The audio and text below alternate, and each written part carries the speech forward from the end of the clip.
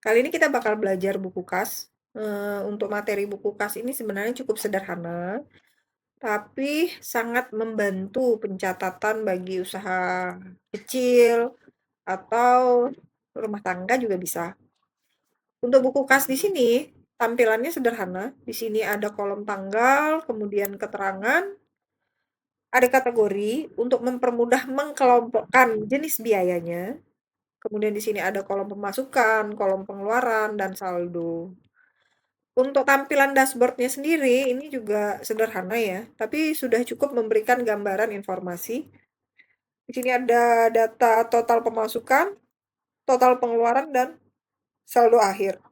Kemudian di sini untuk kategori di sini sesuai dengan jenis kelompok biaya dan pendapatan itu sendiri.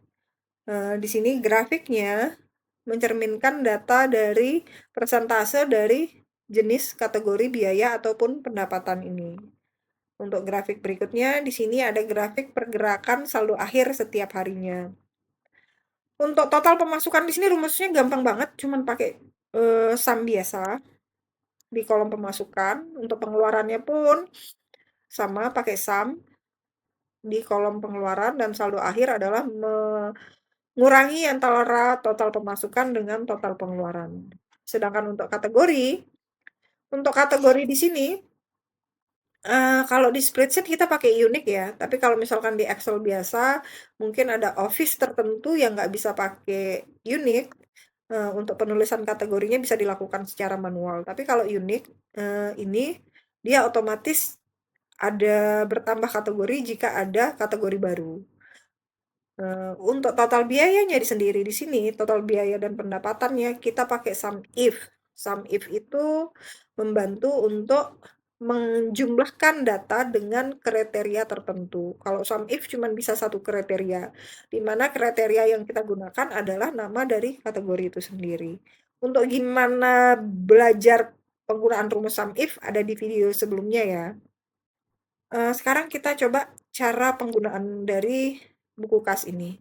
Di sheet berikutnya sih sebenarnya sudah ada petunjuknya, cuman kita bahas juga ya dalam video ini, kita contohkan. Misalkan sekarang kita tambahkan nih, transaksi tanggal 9. Di sini misalkan kita tambahkan biaya, sorry, kita tambahkan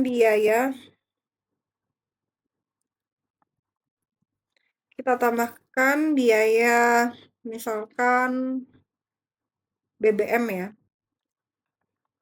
Di sini kategorinya misalkan, tadi kan pilihan kategorinya hanya beberapa. Sekarang kalau kita tambahkan yang baru, maka di kolom kategori itu akan bertambah otomatis kalau menggunakan rumus unik. Kita masukkan misalkan BBM. Sini pengeluarannya misalkan 100.000. Oke, kita lihat dulu nih posisi kasnya sudah berkurang ya 100.000 sesuai dengan inputan pengeluaran. Kemudian kita lihat di dashboardnya sendiri. Oke, untuk dashboardnya sendiri, di sini total pemasukannya ada 1,7, total pengeluarannya 1.670, saldo akhirnya ada di 6.030. Dicocokkan dengan posisi akhir, ya posisi akhirnya saldonya adalah 6.030.000. Kemudian untuk kategorinya di sini ada penambahan kategori BBM. Kita lihat apakah kategorinya bertambah. Oke, di sini kategorinya belum bertambah ya. Kita cek kenapa dia nggak bertambah. Seharusnya bertambah. Unique C. Oke, nah ini ternyata kenapa tidak bertambah. Karena di sini ada merger di bawahnya. Kita coba hilangkan mergernya.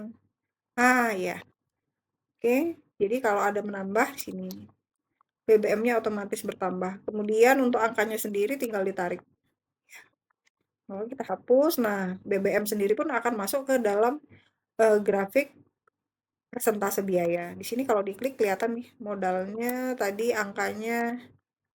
Oke, modalnya 5 juta, pendapatannya 2,7, operasionalnya 1,3.